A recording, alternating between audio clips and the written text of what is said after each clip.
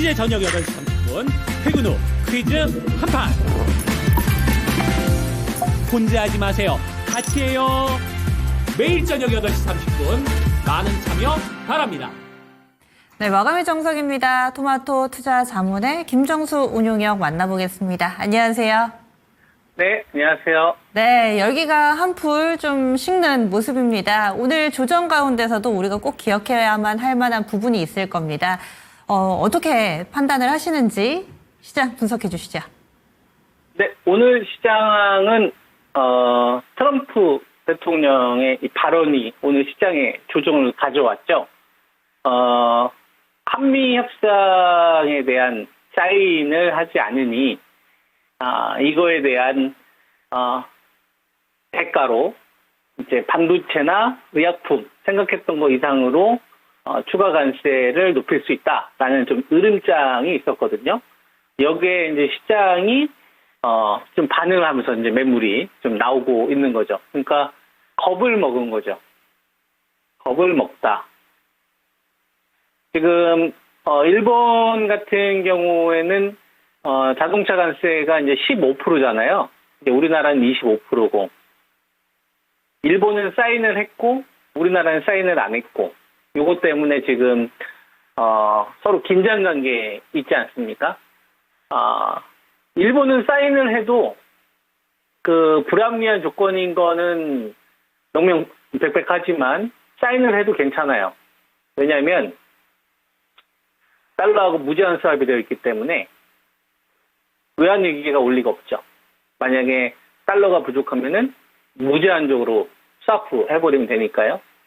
근데 우리나라 같은 경우는 사인을 했을 때, 그 다음에 이제 생각을 해야 될 게, 외환이 부족해지죠. 외환 부유고가 줄어들기 때문에 이게 거의 뭐 80% 이상 된다 하더라고요. 그렇게 되면은 우리나라는 통화 스와프를 하지 않는 이상 언제든지 먹잇감이 될 수 있죠. IMF 때 우리나라 기업들이 부도났던 것들을 잘 한번 생각을 해보면 물건이 안 팔려서 부도난 게 아니에요. 우리 IMF 때 1997년, 98년도 이 시기에 유대인들이 돈을 안 빌려줘서 부도난 거예요.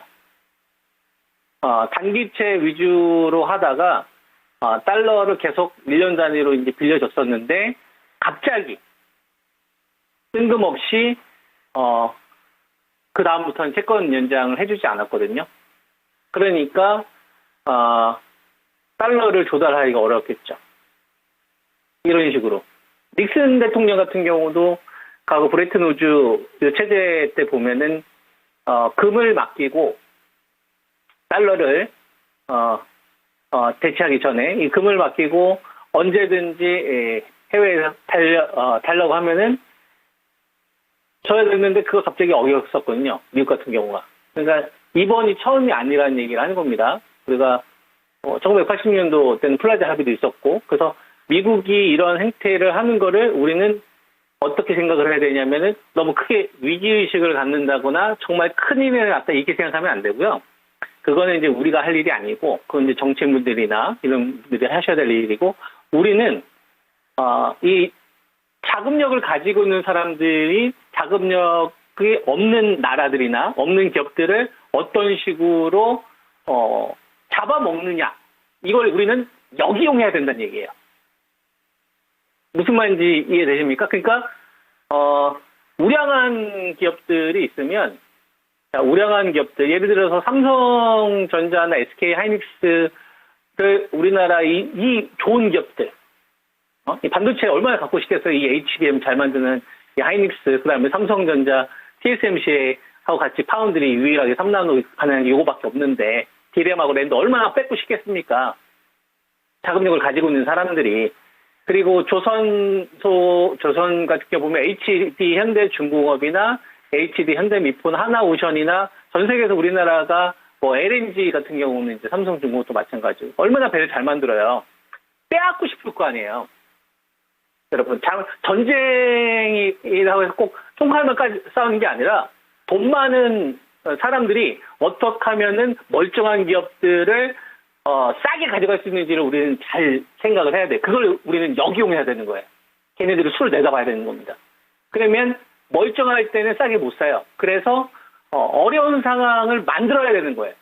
뭐 예를 들면은 우리가 이번에 사인을 했었을 경우 우리 한 500조 가까이 나간단 말이에요. 그러면 나머지 이거 가지고서 언제든지 외환위기가 올 수 있는 상황이 만들어지잖아요. 갑자기 그때부터 달러에 대해서 채권을 연장을 안 해주겠다 이런 식으로 나와버리면 어떻게 되는 겁니까? 우리나라 기업들 10분의 1 토막 5분의 1 토막 수두룩 할 거 아닙니까? 그때 싸게 사는 거예요.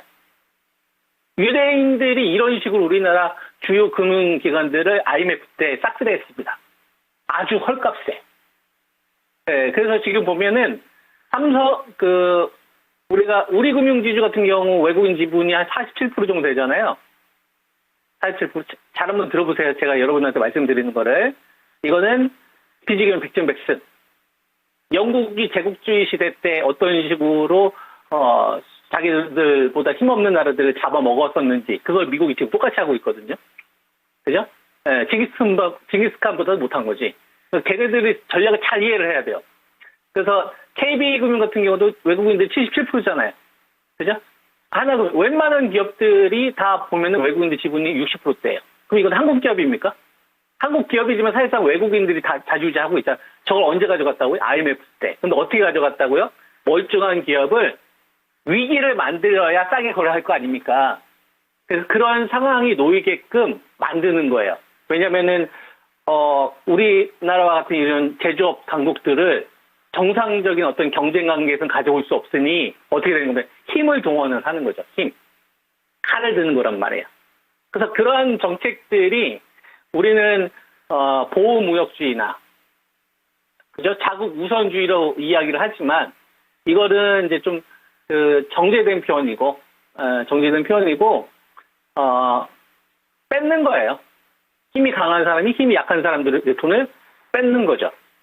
그죠? 자, 그러면은 이러한 상황일 때 우리는 어떻게 해야 되느냐가 되게 중요하잖아요. 나보다 힘이 강한 상대방하고 싸울 때, 그죠? 이순신 장군님이 했던 거 생각하면 되죠. 명량. 그죠? 네, 수백 척의 배를 어떻게 이겼습니까? 자기가 이길 수 있는 자리에서만 싸웠잖아요. 자기가 압도적으로 유리한 상황에서만 전쟁에 나가셨지 않습니까? 그죠? 네, 이 율동목이라고 해가지고 이 회오리 치는 이 구간에서 아무리 많은 배여도 상관없다 이거죠. 거기서는 그냥 뺑뺑이 돌기 때문에 한 척이든 10척이든 상관없이 그래서 이제 역전했던 거 아닙니까? 원규는 그런 거 다 무시하고 일단 깡으로 해가지고 다 7천에 패전했던 거고. 그러니까 지금 주식하시는 분들은 무슨 생각을 해야 되냐면은 앞으로도 이런 식으로 트럼프 대통령의 어떤 발언이나 그다음에 이번에 푸틴 이 대통령의 어떤 행동들 있잖아요. 이런 것들을 앞으로 우리는 계속 욕할 겁니다. 욕할 수 있을 만한 상황들을 계속 만들어 갈 거라고 저는 봐요. 왜냐하면 지금은 공정한 자유무역이 사라져버렸거든요. 보호무역주의가 사라졌단 말이에요. 그러면 우리나라는 약자란 말이에요. 약자. 그럼 자존심을 내세우면 어떻게 되는 겁니까? 잡아먹히죠? 예. 일대일로 다리다리 붙으면 어떻게 돼요? 잡아먹히게 되었어요. 죽습니다. 그러니까 우리는 현명하게 이순신 장군님처럼 싸워야 되는 거예요. 아, 너희들이 이런 식으로 멀쩡한 기업들 가다가 폭삭시키고 이렇게 할 거지? 근데 니들 돈 벌어야 됐잖아. 니들 달러 강세 안 만들 거잖아. 금리나 유도할 거잖아. 그러니까 니들이 현재 이 주식시장과 관련된 불확실성 키우는 이런 노이즈 계속 만들게 되면은 난 살 건데 니들이 제일 살고 싶어하는 주식은 너희들이 제일 먼저 사고 싶어하는 주식 난 살 건데 이런 식으로 앞으로 여러분들이 9월달, 10월달을 이런 마인드를 가지고 세팅을 하면 오늘과 같은 이런 조정이 나오거나 또 다음에 어떤 흐름이 나오더라도 자신 있게 이렇게 주식 살 수도 있고요. 또 이익 실현했는데 또 급락 나면 또 즐거운 마음으로 다시 공략할 수가 있어요. 이런 것들 여러분들이 잘 한번 배워보세요. 이 방송을 통해서. 아시겠죠? 자, 그럼 봐봐요. 지금 종합주가지수 기준으로 보면은 3,413을 끝냈는데 오늘 3,452까지 갔다가 오늘 살짝 조정이 나오는데 거래대금이 한 11조 정도 돼요. 왕창 물량을 던지지 않죠. 막 시장 막 패대기 쳐가지고 이제 하락장으로 가겠다 이런 신호가 안 나오죠. 뭐예요? 그냥 겁준 거예요. 니들 겁먹어야지 이런 거예요. 니들 겁먹어야지 또 다시 불안해해야지 이런 신호를 지금 시장에 주고 있는 거예요. 그러면 우리는 뭐 해야 됩니까? 그냥 도딱지죠. 너는 계속 겁줘라. 나는 모른다. 너희들이 겁주든 말든 니들 어차피 돈 벌어야 되잖아. 니들 없이 달러 강세 베팅 안 할 거잖아. 이들이 살기 위해서라도 이들 먼저 돈 벌기 위해서라도 상황을 바꿀 거잖아. 이렇게 생각을 하고 지금 접근하시라고요. 무슨 말인지 이해되지? 그 사람들은 돈에 약하거든. 그래서 종합주가지수 3,413에서는 그 사람들이 제일 먼저 사고 싶어하는 주식들 사는 거예요. 그 주식은 딱 정해졌어요. 만약에 시장에 조정이 나온다, 그러면 딱 정해졌다고. 투자금 이번에 돈길을 얻었던 애들, 삼성전자, 걔네들 제일 먼저 사고 싶어합니다. 그 다음에 SK 하이닉스, 잘 들으세요 여러분. 그 다음에 삼성물산, 지주사가 오는 삼성물산, 삼성그룹주, 삼성전기, 그 다음에 삼성중공업, 삼성그룹주 있잖아요. 종합주까지 왔다 갔다 하는데 만약에 시장에 등락 조정이 나온다. 그럼 삼성그룹주를 제일 먼저 또 다시 공략할 수 있을 생각을 하는 거예요. 그전에는 여러분들이 기본적으로 항상 현금가를 일정 수준을 가지고 있는 게 습관화가 돼야 되겠죠. 무슨 말인지 이해되죠? 자, 그 다음, 요번에 AI 관련된 거는 로봇이 방향을 만들었다고 했잖아요. 오늘 같은 경우도 보면은 물류 쪽에서 괜찮은 흐름이 많이 나왔었거든요. 뭐 클로봇이라든지 시메스라든지 뭐 사면이라든지 이런 주식들을 움직였었는데, 자, 로봇 쪽으로는 완전히 굳어진 거고, 그 다음에 뭐가 만들어진 거냐면 금융주들도 자기들이 사고 싶어 합니다.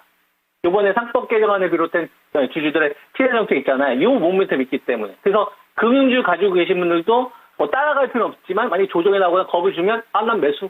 그리고 나서 니들 살아야 되잖아. 니들 돈 벌어야 되잖아. 이런 식으로 배짱을 부리시라고. 그리고 그 기준을 만약에 삼성그룹주와 금융주에서 로봇주들이 무너지면 요번에 어디에 출발했어요? 3,200에서 출발했잖아요. 요 자리에서 그러면은 다시 다가올수록 또 다시 매수하면 되겠구나. 이런 마인드로 가져가시면 되는 거고. 그리고 3,400대에서 3,200대 갇히게 되면 소부장이 돌아가면서 한 번씩 터지는구나. 이런 식으로 포인트를 보시면 됩니다. 그 다음에 스테이블 코인 관련되어서 이번에 시장이 올라갔었을 때 네이버나 카카오 같은 경우 이런 애들은 이제 상대적으로 좀 침체 구간이었었잖아요. 뭐 엔터주들 정도만 이제 그 중국 관련된 이 모멘텀 때문에 한번 좀 반등이 좀 나왔었고 파라다이스나 뭐 이런 애들도 그때 흐름이 좀 나왔었는데 네이버나 카카오 그 다음에 LG, CNS 이런 주식들도 이번 구간에는 지수 무관하게 공략하실 생각하셔야 됩니다. 무슨 말인지 이해되시죠? 그러니까 현재 시장에서 가장 중요하다고 생각하는 주식들은 새로 찾지 말고 이미 3,200에서 3,400 갈 때까지 만들어놨다. 그러니까 괜히 엄한 거 이렇게 새로 발굴해 살려고 하지 말고 그 사람들이 제일 먼저 사고 싶어하는 주식들을 여러분들이 분할 매수하고 그러시면 되는 겁니다. 제 전략을 잘 참고해서 주식 투자하시기 바랍니다. 네. 역사는 돌고 도니까 여기서 교훈을 찾고 또 이럴 때 더욱더 확신을 가지고 조정 시 활용할 수 있는 방법. 종목 굳이 발굴하고 펼치지 말고 기존에 좀 압축해드렸던 종목군 여기에 집중해 보시면 좋겠다라는 오늘의 의견까지 들어봤습니다. 내일 이 시간 또 뵙겠습니다. 네, 성투자하세요. 네.